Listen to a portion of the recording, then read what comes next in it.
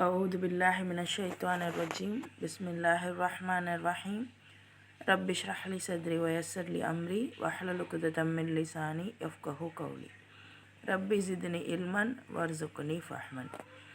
அல்ஹம்துலில்லா, இறைவனுடைய அருளால் குரானுடைய ஜுசுக்கள்ல இருந்து சைக்காலஜிக்கல் அண்ட் சோஷியாலஜிக்கல் கான்செப்ட்ஸை நம்ம கொஞ்சம் கொஞ்சமாக பார்த்துட்டு வரோம். இறைவன் சில விஷயங்களை திரும்ப திரும்ப நமக்கு வெவ்வேறு கோணங்களில் சொல்லி நமக்கு புரிய வைக்க முயற்சி பண்ணுறான். அப்போ அந்த விஷயங்கள் எல்லாம் நமக்கு புரிஞ்சு நம்ம வாழ்க்கைக்கு எடுத்துகிட்டு வந்தோம் அப்படின்னா நம்மளுடைய வாழ்க்கை ரொம்ப அழகாக மாறும் அப்படிங்கிறது ரொம்ப தெளிவாக தெரியுது. ஸோ நம்ம எவ்வளவோ விஷயங்களை கற்றுக்குறோம், நிறைய கிளாஸஸ்லாம் போகிறோம். பட் குரான் நமக்கு இவ்வளோ சொல்லுது அப்படிங்கிறத இப்போ தான் நம்ம பார்த்துட்ருக்கோம். அல்ஹம்துலில்லா. அந்த வகையில் இன்றைக்கி ஜுசு 11 பார்க்க போகிறோம்.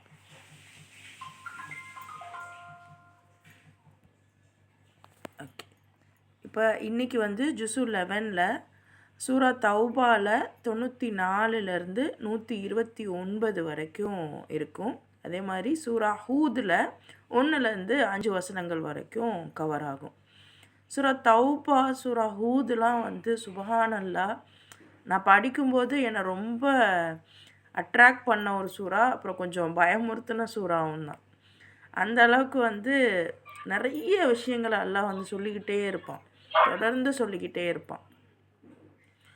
ஓகே, இப்போ இந்த ஜுசு 11ல் பார்த்திங்க அப்படின்னா நம்மளுடைய உள்ளத்துடைய மறைவான பக்கங்களை பற்றி அல்லாஹ் பேசுவான்.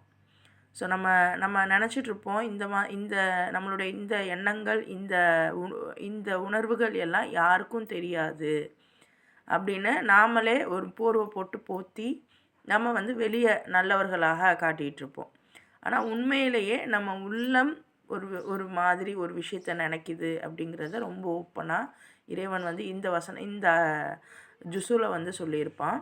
அதே மாதிரி நம்ம மனசுக்குள்ளே இருக்கக்கூடிய உள்ளே இருக்கக்கூடிய பகைமை, அதிகாரம், அப்புறம் நம்மளுடைய நம்பிக்கை, இன்னும் சமூகத்துடைய வீழ்ச்சி, இதை பற்றிலாம் இந்த ஜுசுவில் ரொம்ப தெளிவாக பேசுவான். ஓகே, அப்போ உளவியல் பார்வையில் என்னென்ன இருக்குது அப்படின்னு பார்த்தீங்கன்னா, மொதல் விஷயம் செல்ஃப் ஜஸ்டிஃபிகேஷன் அண்ட் ஹிப்போக்ரஸி. அதாவது என் மேலே தப்பு இருக்கும் தான், ஆனால் அந்த தவறை நான் நியாயப்படுத்துறதுக்காக இன்னொருத்தவர் மேலே நான் பழிய போடுறது. இது நல்லா கவனித்து பார்த்திங்கன்னா நம்ம எல்லார்கிட்டையும் இருக்கக்கூடிய ஒரு பண்பாக இருக்கும். என்ன தான் அந்த மிஸ்டேக் என் மேலே இருக்குங்கிறத நான் என்றைக்குமே ஒத்துக்க மாட்டேன். நீ அது செஞ்ச, அதனால தான் நான் அது செஞ்சேன். இந்த ஒரு மனநிலை ரொம்ப ஒரு ஆபத்தான ஒரு மனநிலை அப்படின்னு அல்லாஹ் ரொம்ப ஆழமாக சொல்கிறான். 9வது வசனம் 94, 96. ஏன்னா அந்த வசனத்தில் பார்த்தீங்க அப்படின்னா நபி ஸல்லல்லாஹு அலைஹி வஸல்லம் போருக்கு கூப்பிட்ருப்பாங்க. அப்போ இந்த மக்கள் ஓகே நாங்கள் வரோம் அப்படின்னு சொல்லிட்டு அவங்க ஒரு காரணம் சொல்லுவாங்க. அதாவது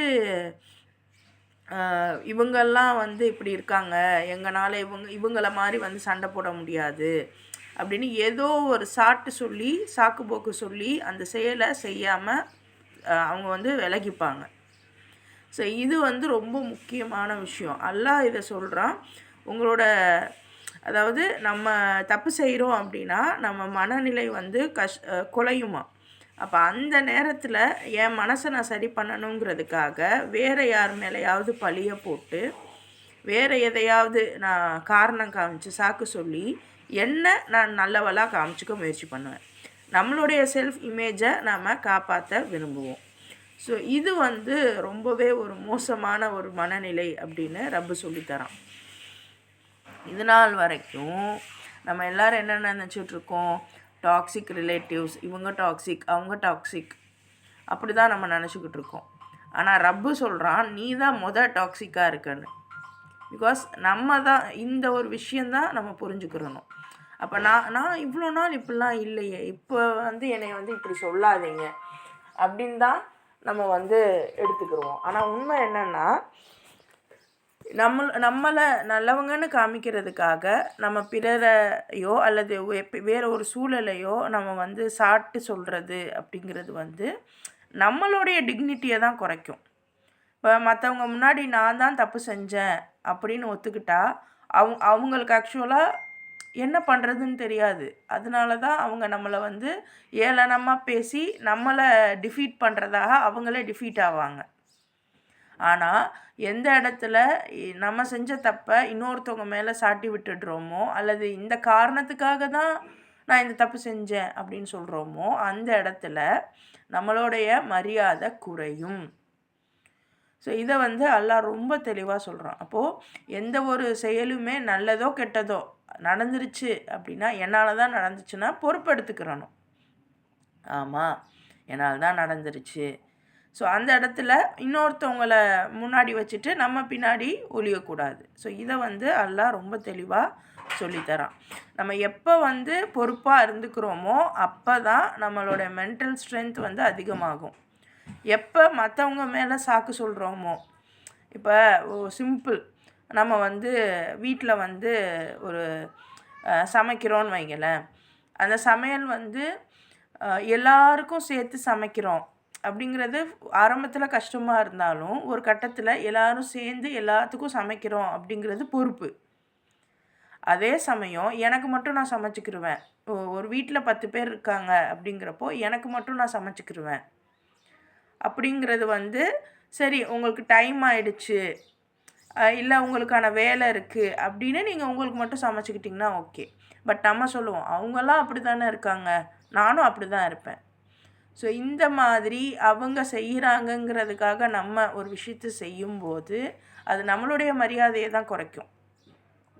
ஸோ ரியாலிட்டி என்னென்னா, இவங்கள பார்த்து அவங்கள பார்த்து இவங்க காரணம் அவங்க காரணம்னு சொல்லாமல் நாம் பொறுப்பாக இருக்கணும். பொறுப்புனா என்னன்னு முதல்ல புரிஞ்சுக்கிறணும். அதுக்குன்னு நம்ம அடிமையாக அவங்களுக்கே எல்லாமே செஞ்சுக்கிட்டு இருக்கணுமா? அப்படி கிடையாது. அப்போ நீங்கள் தெளிவாக சொல்லணும். எப்போ பாரு வந்து நான் தான் உங்களுக்கு செஞ்சு தரணுமா, நீங்கள் உங்கள் இதை நீங்கள் செய்யுங்க அப்படின்னு சொல்கிறது பொறுப்பு. நீங்கள்லாம் செய்யவா செய்கிறீங்க, நீங்கள்லாம் செய்யலை, நான் மட்டும் ஏன் செய்யணும் இப்படி கேட்டோன்னா இது வந்து ஒரு சாட்டு சொல்கிறதா அர்த்தம். அப்போ இதை வந்து யாரும் ஏற்றுக்க மாட்டாங்க. இவ என்ன சாட்டு சொல்கிறா, இவ்வளோ நாள் இப்படி இல்லை, இப்போ மட்டும் என்ன புதுசாக சாட்டு சொல்கிறா. ஆனால் இவ்வளோ நாள் நீங்கள் எல்லாருக்கும் சமைச்சு கொடுத்துருக்கீங்க, இப்போ வந்து நீங்கள் ஹெல்ப் பண்ணுங்கள், இல்லைனா நீங்கள் சமைச்சிக்கோங்க அப்படி சொல்கிறதுங்கிறது உங்களோட பொறுப்பு. பிகாஸ் நீங்கள் இவ்வளோ நாள் செயல்பட்டுருக்கீங்க. இப்போ அந்த பொறுப்பு உங்களுக்கு இருக்குது. ஸோ நீங்கள் அவங்களுக்கு சொல்லலாம். இந்த ஒரு வித்தியாசமாவது நமக்கு தெரிஞ்சிருக்கணும். இதுவே நமக்கு தெரியலை. ஸோ பொறுப்பெடுத்துக்கிட்டால் நம்ம மனநிலை நல்லாயிருக்கும். அதே சமயம் சாக்கு போக்கு சொல்லிகிட்டு இருந்தோம் அப்படின்னா நம்ம பர்சனாலிட்டி, நம்மளுடைய அந்த அந்த ஒரு நமக்கான மதிப்புங்கிறது குறைஞ்சிடும். ஒரு ஆள் மட்டும் ரெடியாக இருங்க, ஆனால் என்ன ரெடி ஆகலை, என்ன அப்படின்னு வரல பார்த்து சொல்கிறேன். இப்போ ரெண்டாவது விஷயம் பார்த்தீங்க அப்படின்னா, நம்மளுடைய நம்பிக்கையை ரெண்டாலாம் பிரிக்கிறான். ஒன்று இமோஷ்னலான டைமில் வரக்கூடிய நம்பிக்கை, ஒரு அவசர காலம், நம்ம ஒரு எமர்ஜென்சி, இந்த டைமில் வர நம்பிக்கை, இம்மீடியட்டாக வரும் ஒரு நம்பிக்கை. இன்னொன்று தொடர்ச்சியாக ஸ்டேபிளாக தளர்க்க முடியாத ஒரு நம்பிக்கையாக இருக்கும். இப்போ 10வது அத்தியாயம் 22, 23 வசனங்களில் சொல்லியிருப்பான். நீங்கள் வந்து மக்கள் வந்து கப்பலில் போகிறாங்க, அங்கே ஆபத்து வருது அப்படின்னா உடனே அல்லாஹ்வை நினைக்கிறாங்க. அல்லாஹ் அந்த பிரச்சனையிலேருந்து அவங்கள வந்து காப்பாற்றி கொண்டு வந்துட்டான் அப்படின்னா அதுக்கப்புறம் நினச்சதையே மறந்துடுறாங்க அப்படின்னு அல்லாஹ் பேசியிருப்பான். உண்மை தானே? நமக்கு ஒரு பிரச்சனை அப்படின்னா நம்மளை விட சூப்பரான இபாதத்தாளி யாரும் இருக்க மாட்டாங்க. உளுந்து தொழுவோம், எல்லா தொழுவையும் தொழுவோம், நம்ம திக்ரு பண்ணிகிட்டே இருப்போம். பட் அந்த பிரச்சனை அது முடிஞ்சிடுச்சு அப்படின்னா அதுக்கப்புறம் நம்மளை விட ஒரு ரொம்ப சூப்பரான ஆள் இருக்க மாட்டாங்க. அந்த மாதிரி நம்மளுடைய நிலை மாறிடும். இப்போ குழந்தைங்க பார்த்திங்கன்னா எக்ஸாம் டைமில் மட்டும் பக்தி பலமாக இருப்பாங்க. ஸோ அதெல்லாம் நம்ம பார்த்துருப்போம், காமெடியாகவும் இருந்திருக்கும். பட் ரியாலிட்டியும் எப்படி இருக்குன்னா, அவங்களுக்கு தேவைப்படும் போது ஒரு மாதிரியும், தேவையில்லாத, அதாவது இவங்களுக்கு தேவை இல்லைன்னு இல்லை, பட் எமர்ஜென்சி டைமில் ஒரு மாதிரியும், நார்மல் டைமில் ஒரு மாதிரியும் இருக்கிறத ரப்பு வந்து இங்கே வந்து சுட்டி காமிக்கிறான். ஸோ அப்போ நம்ம வந்து எப்படி இருக்கிறது? நீங்கள் தானே சொல்லியிருக்கீங்க நேரத்துக்கு தகுந்தாப்பில் இருந்துக்கிறலாம், நேரத்துக்கு தகுந்தாப்புல சூழலுக்கு தகுந்தாப்புல இருக்கணும் தான். ஆனால் அதே சமயம் நமக்கு ஒருத்தவங்க சப்போர்ட் பண்ணுறாங்க, நமக்கு ஒருத்தவங்க ஹெல்ப் பண்ணியிருக்காங்க அப்படின்னா நான் பேசுகிறது சரியாக கேட்கலையா மற்றவங்களுக்கு? அப்போது இந்த மாதிரி எமர்ஜென்சியாக இருக்கக்கூடிய டைமை வந்து அப்போ மட்டும் நீங்கள் நம்பிக்கை கொண்டுட்டு இன்னொரு டைமில் அதை அப்படியே விட்டுறக்கூடாது. லைக் நம்மளுடைய இதுலேயுமே ஒரு எமர்ஜென்சியான சுச்சுவேஷன்லலாம் இவங்க தான் நமக்கு நிறையா சப்போர்ட் பண்ணியிருப்பாங்க. அதையெல்லாம் நம்ம மறந்துட்டு நம்ம நல்லாயிடுவோம். நமக்கு இப்போ வந்து அவங்களுடைய சப்போர்ட் தேவை இருக்காது. அப்போ அந்த டைமில் நம்ம வந்து அவங்கள பற்றி யோசிக்கவும் மாட்டோம், அவங்கள பற்றி பேசவும் மாட்டோம், இன்கேஸ் அவங்கக்கிட்டேயே கூட பேச மாட்டோம். ஏன்னா இப்போ வந்து அவங்களோட உதவி தேவையில்லை. அப்போது நிறைய விஷயங்கள் வந்து அல்லாஹ் மட்டும் இல்லை, அல்லாஹ் படைத்த படைப்புகளும் தான் சரி, நமக்கு எமர்ஜென்சியில் தேவைப்படும் போது ஒரு மாதிரியும் தேவை இல்லாதப்ப அவங்களிடத்தில் வேறு மாதிரியும் நம்ம நடந்துக்க கூடாது. ஸோ அதிகமாக இப்போ ஒருத்தவங்க நமக்கு சப்போர்ட் பண்ணியிருக்காங்க அப்படின்னா எல்லா நேரங்கள்லையும் நம்ம அதை சொல்லி காமிக்குவேன். அதாவது அவங்களோட அந்த இதை வந்து நினச்சி பார்க்கணும். அது மற்றவங்கக்கிட்டேயும் சொல்லணும். நான் இவங்களுக்கு பண்ணேன்னு சொல்லக்கூடாது, அவங்க எனக்கு இது பண்ணினாங்கன்னு சொல்லணும். ஸோ அந்த மாதிரி அதிகமாக நம்ம கிராட்டிடியூடபுளாக இருந்தோம் அப்படின்னா எல்லா விஷயங்களும் நமக்கு கிடைக்கும். இது சைக்காலஜிக்கலாக ப்ரூவனான ஒரு விஷயம். எந்த ஒரு மனிதன் அதிகமான முறையில் கிராட்டிடியூட் நன்றி செலுத்தக்கூடியவனா, தனக்கு ஏற்பட்ட நன்மைகளை நினைக்கக்கூடியவனா இருக்கானோ அவன் அதிகமாக சக்ஸஸ் ஆவான். ஸோ அந்த ஒரு விஷயத்தை வந்து அல்லாஹ் இங்கே சொல்லி கொடுக்குறான். அடுத்த கான்செப்ட் பார்த்திங்கன்னா நம்மளுடைய அந்த ஈகோனால் உண்மையை மறுக்கிறது. இது வந்து ஃபிரௌன் சிண்ட்ரோம்னே சொல்கிறாங்களாம். ஏன்னா ஃபிரௌன் தான் வந்து பார்த்திங்கன்னா அவனுக்குன்னு ஒரு ஆட்சி இருந்துச்சு, அவனுக்குன்னு ஒரு ரெஸ்பெக்ட் இருந்துச்சு. அப்போ அவனுடைய நிலையிலேருந்து இறங்க சொல்கிறான். மூசா என்ன சொல்கிறாப்புல, நீ வந்து அல்லாவை நம்பு, அல்லாவுடைய சட்டத்திட்டங்களை ஃபாலோ பண்ணு அப்படின்னு சொல்லும்போது, இவ்வளோ நாளாக நான் எனக்குன்னு ஒரு சட்டத்தை ஏற்படுத்திக்கிட்டு நான் சுதந்திரமாக இருந்தேன், என்னைய போய் நீ அல்லாவுக்கு பின்னாடி வர சொல்கிறியா? அப்போது இந்த மாதிரியான ஒரு விஷயம் என்னுடைய ஈகோ ஹர்ட் ஆகுதுங்கிறதுனால உண்மையை நான் மறுக்கிறது. ஸோ இது ஃபிரௌன் சிண்ட்ரோம்னே சொல்கிறாங்க. அப்போ டினாயல் மெக்கானிசம், எந்த ஒரு விஷயத்தையுமே ஏற்றுக்க மாட்டாங்க, மறுப்பாங்க. இதுக்கு இன்னொரு சைக்காலஜிக்கலாக வந்து நார்சிஸ்டிக் பர்சனாலிட்டின்னு சொல்லுவாங்க, பவர் இன்டியூஸ்டு நார்சிசிசம். அதாவது இன்றைக்கி நீங்கள் அதிகமாக கேள்விப்பட்டிருப்பீங்க இந்த வார்த்தை, நார்சிஸ்டிக் பீப்புள். அப்போ இவங்களோட இது என்னென்னா, தன்னுடைய அதிகாரத்தை காப்பாற்றணுங்கிறதுக்காக எப்படி வேணால் மற்றவங்களை ஹர்ட் பண்ணுவாங்க. தன்னுடைய அதிகாரம்தான், தான் பெருசு, அதை காப்பாற்றுறதுக்காக உண்மையை மறுப்பாங்க. அவங்கக்கிட்ட நீங்கள் என்னத்தை எடுத்து சொன்னாலும் அவங்க ஏற்றுக்க மாட்டாங்க. ஏன்னா அவங்க தன்னுடைய அதிகாரம், எனக்கு தான் எல்லாம் தெரியும் அப்படிங்கிறதுல முழு நம்பிக்கையோடு இருப்பாங்க. ஸோ இது வந்து ஒரு விஷயமாக அல்லாஹ் சொல்கிறான். ஸோ இந்த மாதிரி நீங்கள் இருக்கக்கூடாது அப்படின்னும் நமக்கு சொல்லித்தரான். அடுத்து நபிமார்கள் வழியில் நம்ம எப்படி பொறுமையாக இருக்கிறது, ரிசைலன்ஸ் எப்படி வந்து பொறுமையாக இருக்கிறது, எப்படி வந்து உறுதியாக இருக்கிறது. அப்போ சூரா ஹூதில் பார்த்தீங்க அப்படின்னா நிறைய நபிமார்களுடைய கதைகள்லாம் வரும், வரலாறுகள் வரும். அதில் வந்து நூஹ் அலைஹிஸ்ஸலாம், ஹூத் அலைஹிஸ்ஸலாம், சாலிஹ் அலைஹிஸ்ஸலாம், லூத் அலைஹிஸ்ஸலாம், ஷுவைப் அலைஹிஸ்ஸலாம், இவங்களோட வரலாறுலாம் வரும். சுபஹானல்லாஹ், இந்த 5 பேருடைய சமூகத்தினரும் எந்தெந்த காரணத்துக்காக அல்லாஹ்வை மறுத்தாங்கன்னு வரும் பாருங்கள். ஒருத்தவங்க சொல்லுவாங்க, எங்கள் காசை வந்து எப்படி செலவு பண்ணணுன்னு நீங்கள் எனக்கு சொல்லித்தரணுமா, அல்லாஹ் சொல்கிற மாதிரிலாம் எங்கள் காசை நாங்கள் செலவு பண்ண முடியாது அப்படின்னு ஒருத்தவங்க வந்து பேசுவாங்க, ஒரு சமூகம் பேசும். ஸோ இந்த மாதிரி நிறைய நபிமார்களுடைய சமூகம் வந்து எதனால் மறுத்தாங்க, அண்ட் அதை வந்து நபிமார்கள் எப்படி வந்து உறுதியாக அதை மாற்றுறதுக்காக முயற்சி பண்ணாங்க, இந்த கான்செப்ட்ஸ் எல்லாம் இதில் வரும். ஸோ இதெல்லாம் பார்த்திங்கன்னா நபிமார் வந்து சும்மா அல்லாவை வணங்கணும் அப்படிங்கிறதுக்காகலாம் ஒன்றும் வரலை, அல்லாவை நம்ம வணங்கணும் அப்படிங்கிறதுக்காகலாம் நபிமார் வரல. அரசியல்களை மாற்றினாங்க, வாழ்வியல்களை மாற்றினாங்க. பெரிய பெரிய அதிகார வர்க்கத்தோடு தான் அவங்களுக்கு வந்து பிரச்சனையே இருந்தது. குரானுமே பெரிய பெரிய அதிகார வர்க்கத்துக்கிட்ட தான் அடாவடித்தனமாக, அதாவது ரொம்ப ஸ்ட்ராங்காக, ரொம்ப கோவமாலாம் பேசும். சாதாரண மனிதன்ட்டு அப்படி பேசாது. ஸோ இதை புரிஞ்சுக்கிறதுக்கு நமக்கு தனி பக்குவம் வேணும்.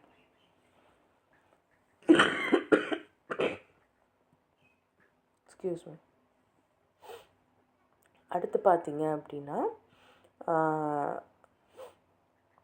நமக்கு வரக்கூடிய பதட்டம், நமக்கு ஏன் பதட்டமாகுது, நம்ம அந்த பதட்டத்தை எப்படி நம்பிக்கையின் மூலமாக ரெகுலேட் பண்ணலாம், எப்படி வந்து சீர்படுத்தலாம்.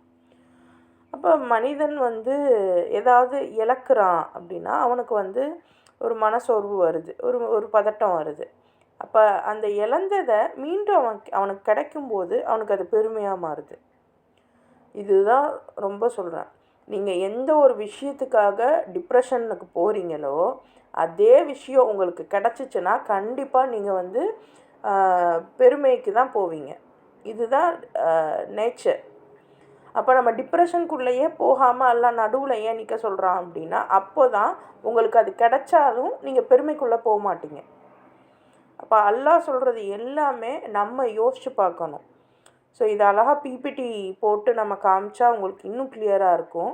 பட் நான் ஏன் அதிகமாக இந்த பிபிடிஸ் இதெல்லாம் யூஸ் பண்ண மாட்டேன் அப்படின்னா நம்ம கொஞ்சம் சிந்திக்கணும். குரான் வந்து வாயால் வந்த வார்த்தைகள் தான், நபி ஸல்லல்லாஹு அலைஹி வஸல்லம் வாய்மொழியில் பேசுனது தான். ஸோ இன்றைக்கி வந்து அதை வந்து ப்ராக்டிக்கலாக நீங்கள் அப்ளை பண்ணணும் அப்படின்னா நீங்கள் தான் அதை சிந்திக்கணும். ஸோ அதுக்காக மோஸ்ட் ப்ராபப்ளி என்னால் முடிஞ்சதை நான் வாய்ஸ் ஓவராக நான் கொடுக்குறேன். பட் இன்ஷா அல்லாஹ் ஃப்யூச்சர்லாம் அதுக்கான அவைலபிலிட்டிஸ் நம்மக்கிட்ட இருக்கும்போது இதை நம்ம பெருசாகவே பண்ணலாம். அண்ட் இன்கேஸ் இப்போ யாராவது உங்கள் பிள்ளைகளுக, உங்களுக்கு தெரிஞ்சவங்க, நீங்கள் இந்த மாதிரி வரைகிறதுல, இந்த மாதிரி எடிட் பண்ணுறதுலலாம் உங்களுக்கு ஆர்வம் இருக்குது அப்படின்னாலும் அல்லாஹ்வுடைய பாதையில் அல்லாஹ் சொன்னதை வந்து நீங்கள் நல்ல முறையில் வரைஞ்சி, நீங்கள் நல்ல முறையில் எடிட் பண்ணி நீங்கள் போடலாம். ஸோ யார் யாருக்கு என்னென்ன திறமைகள் இருக்கோ அதையெல்லாம் அல்லாஹ்வுடைய பாதையில் எப்படி பயன்படுத்தணும்னு பார்ப்போம். சரியா? ஸோ இது ஒரு விஷயம்.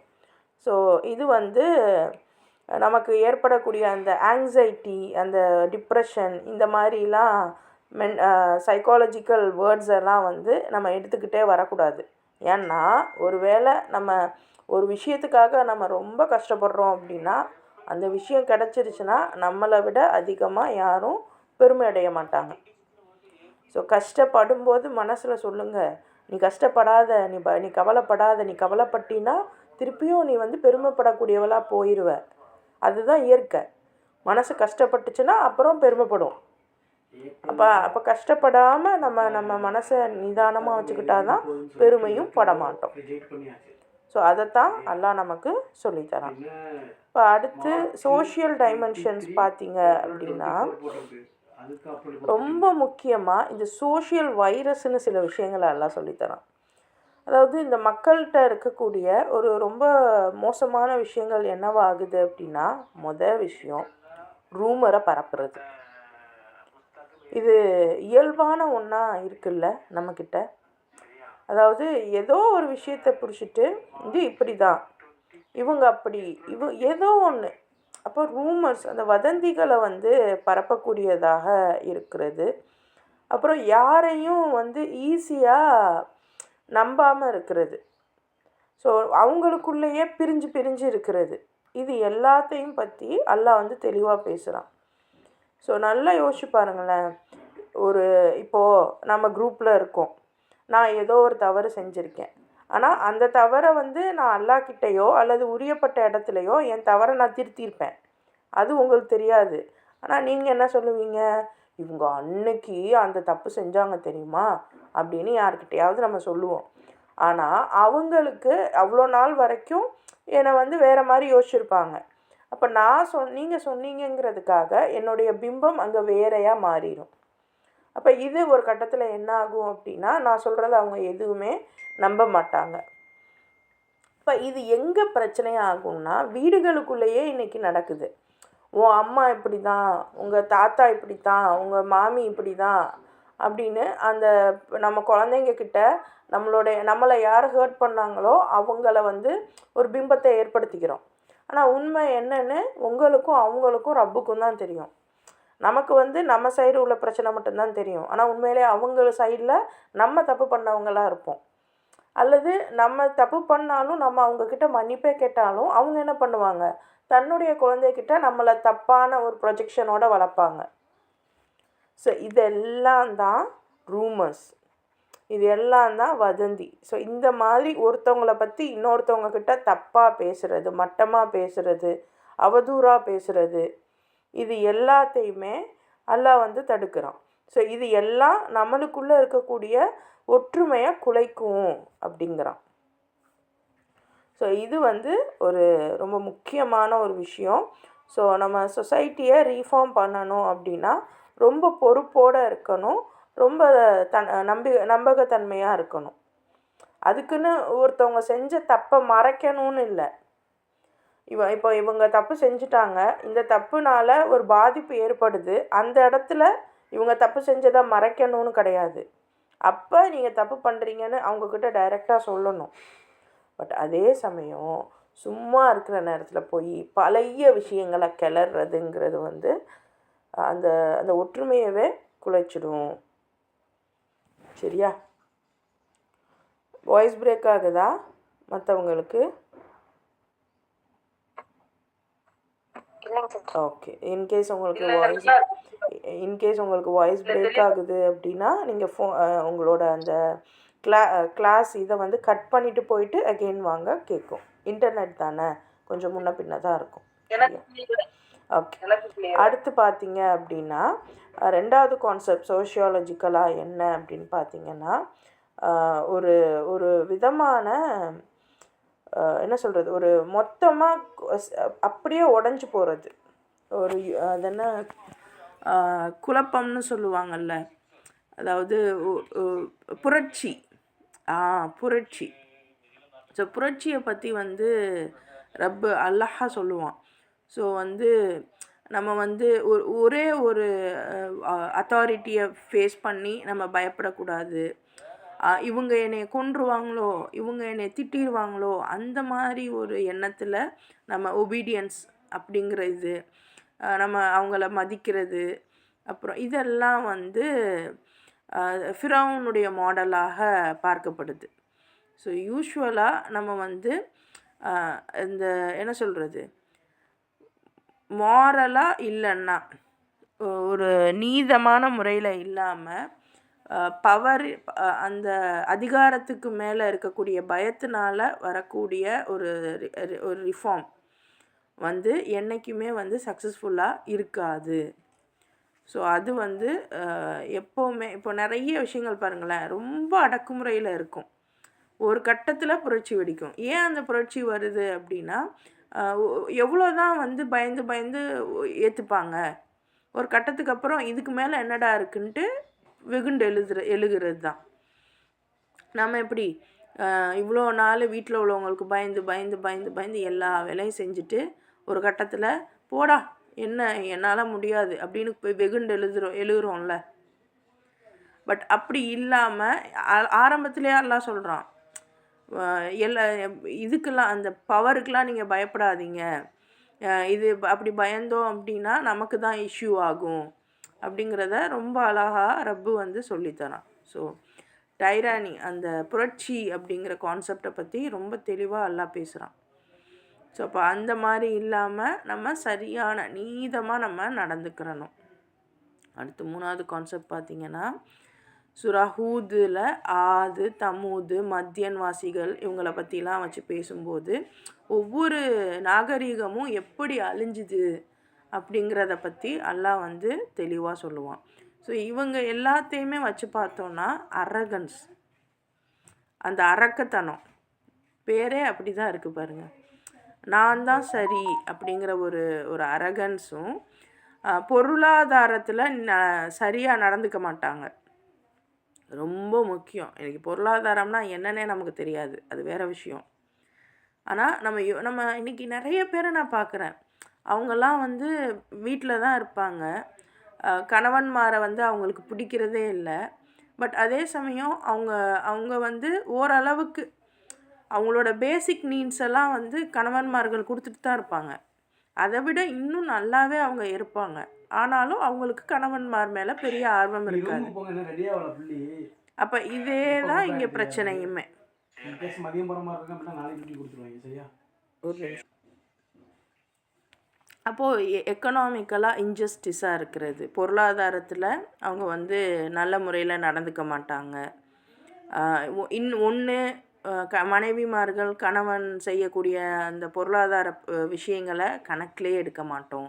இல்லைனா கணவன்மார்கள் மனைவிக்கு வந்து நம்ம பொருளாதாரத்தில் கொஞ்சம் சப்போர்ட் பண்ணணும் அப்படின்னு ஒன்றுமே பண்ணாமல் சம்பாதிக்கவே இல்லாமல் இருந்துருவாங்க. ஸோ இந்த மாதிரி 2 தரப்புலையுமே ஆட்கள் இருக்காங்க. அப்படி 2 பேருமே இருக்கக்கூடாது.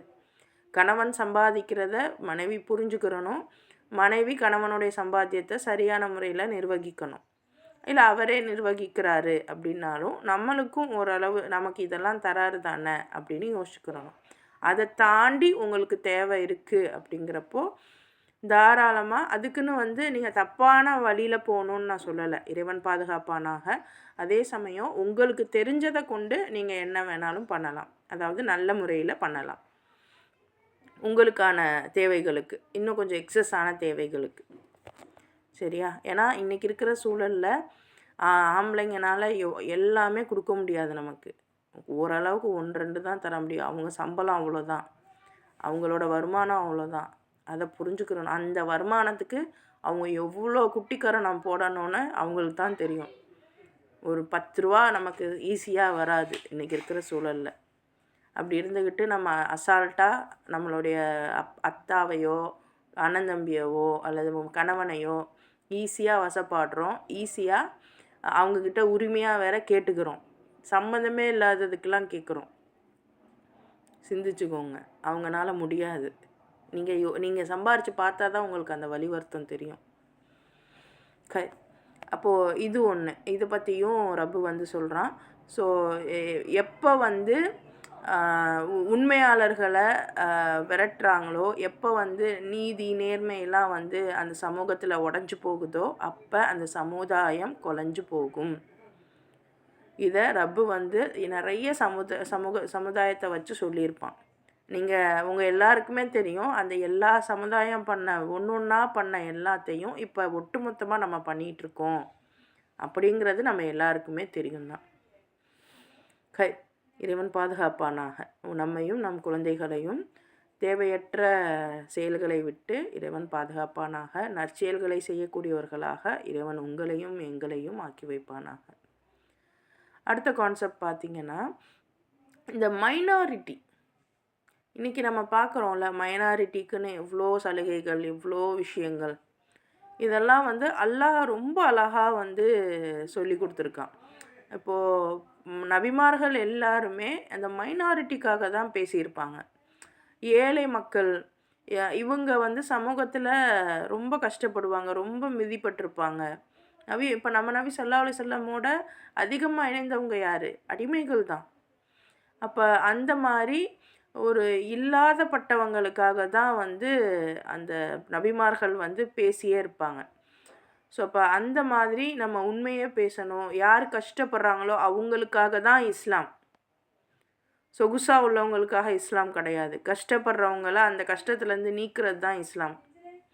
ஏன்னா அல்லாஹ்வுடைய சட்டங்கள் அந்த மாதிரி. அந்த சட்டங்கள் புரிஞ்சிருந்தா நம்ம இன்றைக்கி வந்து ஜக்காத் வந்து இஸ்லாமியர்களுக்கு தான் கொடுக்கணும், இந்த மாதிரியான இதெல்லாம் வந்து நம்ம யோசிக்க மாட்டோம். பட் நம்ம கண்ணு முன்னாடி யார் இருக்காங்களோ அவங்களுக்கு கொடுக்கணுங்கிற அந்த ஒரு கான்செப்ட்டு நமக்கு கொஞ்சம் இடிக்குதில்ல. அது எப்படி அல்லாஹ் சொல்லியிருக்கான் இஸ்லாமியருக்கு தான் கொடுக்கணும்? முதல்ல நம்மளே இஸ்லாமில் இருக்கோமா என்னன்னு தெரியாது. நம்ம முஸ்லீமாக பிறந்திருக்கோம், அவ்வளோதான். அல்லாஹ் சொன்னதெல்லாம் கேட்குறோமா அப்படிங்கிறது தெரியலை. அப்படிங்கிறப்போ ஸோ சிந்திச்சு செயல்படுறவங்களுக்கு தான் இந்த உலகம் நல்லபடியாக இருக்கும். இல்லாத வரைக்கும் நம்ம எவ்வளோ கொடுத்தாலும் எவ்வளோ செஞ்சாலும் நம்ம மனசு நிம்மதியாகவே இருக்காது. ஸோ இது வந்து ரப்பு சொல்கிறான் மைனாரிட்டி பீப்புளுக்காக தான், இல்லாதப்பட்டவர்களுக்காக தான் வந்து இதெல்லாம் இருக்குது.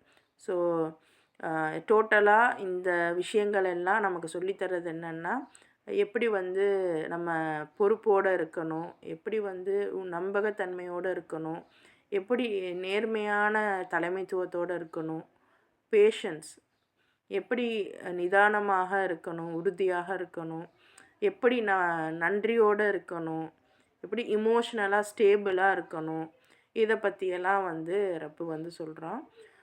இன்னும் கீ மொடாலிட்டி என்ன அப்படின்னு பார்த்திங்கன்னா, ஃபிரௌன் சிண்ட்ரோம் பற்றி பார்த்தோம், ஹிப்போக்ரஸி மைண்ட் செட் பற்றி பார்த்தோம். இன்னும் ரெசைலன்ஸ் மாடல், அதாவது ரெசைலன்ஸ் மாடலுங்கிறது எப்படி வந்து பொறுமையாக இருக்கிறது, இது நபிமார்களுடைய ஃப்ரேம் ஒர்க்கில் பார்த்தோம். இமோஷ்னல் ஸ்டெபிலிட்டி, அப்புறம் சோஷியல் கொலாப்ஸ், அந்த நாகரிகம் அழிவதற்கான, ஒரு சமூகம் அழிவதற்கான காரணம் என்ன அப்படிங்கிற அந்த பேட்டர்னையும் பார்த்தோம். இதெல்லாம் ரப்பு நமக்கு சொல்லித்தரான். இதெல்லாம் சாதாரண விஷயங்கள் இல்லை. இதெல்லாம் இன்றைக்கி வந்து தனித்தனியாக சப்ஜெக்டில் வர வேண்டியது. Social, politics. இன்றைக்கி நம்ம ஸ்கூலில் படிக்கிறோமே, காலேஜில் படிக்கிறோமே, எத்தனை ஸ்கூல் காலேஜஸ் வந்து இஸ்லாமிக் காலேஜஸும் கூட இதெல்லாம் நமக்கு ஆக்ட் பண்ணி கொடுக்குதா அப்படின்னா தெரியல. ஆனால் உண்மையிலேயே அதுதான், இவ்வளோ நாள் இப்படி தானே இருக்குது, எல்லோரும் இப்படி தானே இருக்காங்க அப்படிங்கிற காரணத்தை விட்டுட்டு, இனி குரான் இருக்குது, குரானில் என்னெல்லாம் இருக்குன்றது நமக்கு தெரியுது. அப்போ குரானை எப்படி பார்க்கணுங்கிறது நமக்கு தெரியுது. அப்போ அந்த மாதிரி பார்க்கணும், அந்த மாதிரி நம்ம யோசிக்கணும், அந்த மாதிரி நம்ம சிந்திக்கணும். அப்போ தான் அட்லீஸ்ட் நம்ம ஒன்றுமே செய்யலைன்னாலும் இந்த மாதிரிலாம் இருக்குது, செய்கிறதுக்கு நான் தயாராக இருக்கேன், எதையுமே இழக்கவும் நான் தயாராக இருக்கேன், எனக்கு கிடைச்சாலும் சந்தோஷம், இழந்தாலும் பிரச்சனை இல்லை, நான் அடுத்தடுத்து போவேன், அல்லாவுக்காக வேலை செய்வேன் அப்படிங்கிற அந்த எண்ணம் வந்து நமக்கு வரும். சரியா? அல்ஹம்துலில்லாஹ், இந்த வகுப்பு உங்களுக்கு புரிஞ்சிருக்கும்னு நம்புகிறோம். இன்றைக்கி நீங்கள் என்ன பார்த்தீங்க, உங்களுடைய கான்செப்டை நீங்கள் சொல்லலாம்.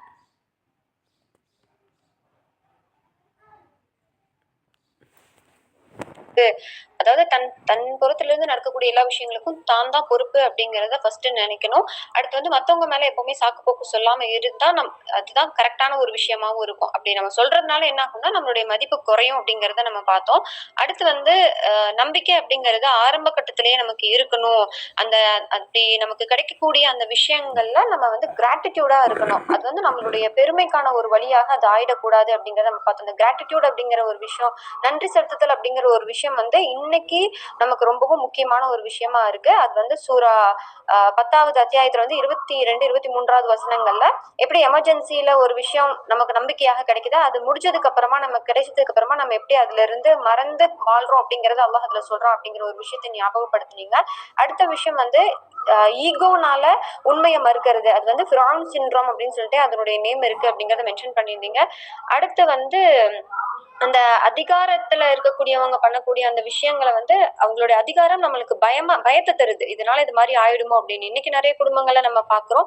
அதையும் நீங்க சொல்லியிருந்தீங்க. அதுல இருந்து ஈஸியா நம்மளால ரெக்கவர் ஆகி வர முடியும். என்ன, அந்த பயத்தை வந்து போக்குனாலே போதுமானது, தவக்கல் தூ அலல்லாஹ், அவ்வளவுதான். அடுத்து வந்து இன்னைக்கு நம்ம பார்த்த விஷயத்துல வந்து ரொம்ப பொறுமையா இருக்கணும். எப்படி நபிமார்கள் பொறுமையாக இருந்தாங்களோ, நம்ம வந்து டக்குன்னு நம்ம கேட்கக்கூடிய விஷயம் என்னன்னா, நபிமார்கள் இருந்த அளவுக்கு நம்மளால இருக்க முடியுமா அப்படின்னு கேட்கிறோம். ஆனா அது இருந்து பார்த்தா அதுல கிடைக்கக்கூடிய சக்சஸ் வந்து நம்மளால உணர முடியும். அடுத்து நம்ம பார்த்த 5வது விஷயம் என்னன்னா, மனுஷன் எதை இழந்தாலும் நம்ம அதுல இருந்து என்ன ஒரு விஷயத்த கத்துக்கணுமோ அதை கத்துக்கணும்.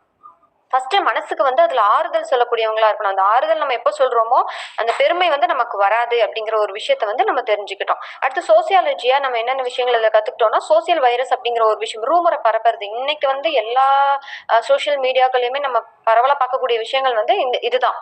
ஸோ இன்னொன்னு என்னன்னா, அதுல இன்னொரு விஷயமும் இருக்கு, ஈஸியா யாரையும் நம்பாம இருக்கிறது அப்படிங்கிற ஒரு விஷயத்தையும் அதுல பார்த்துருந்தோம். இது ரெண்டுமே நமக்கு இருக்குது, இதுல நம்ம சரி செஞ்சுக்கணும் அப்படிங்கறத இன்னைக்கு நான் புரிஞ்சுக்கிட்டேன்.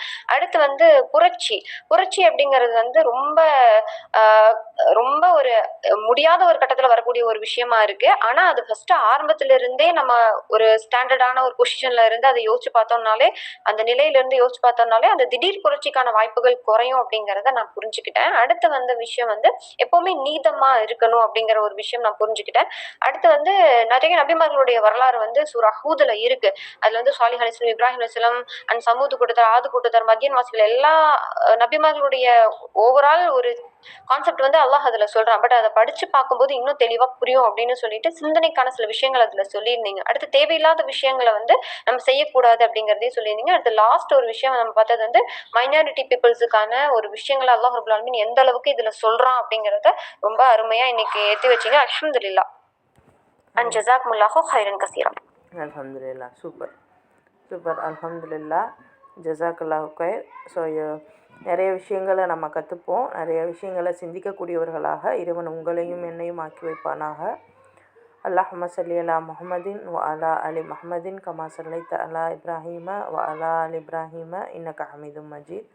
அல்லாஹும்ம பாரிக் அலா முஹம்மதின் வ அலா அலி முஹம்மதின் கமா பாரக்த அலா இப்ராஹீம வ அலா அலி இப்ராஹீம இன்னக ஹமீதும் மஜீத். அஸ்ஸலாமு அலைக்கும் வரஹ்மத்துல்லாஹி வபரகாத்துஹு.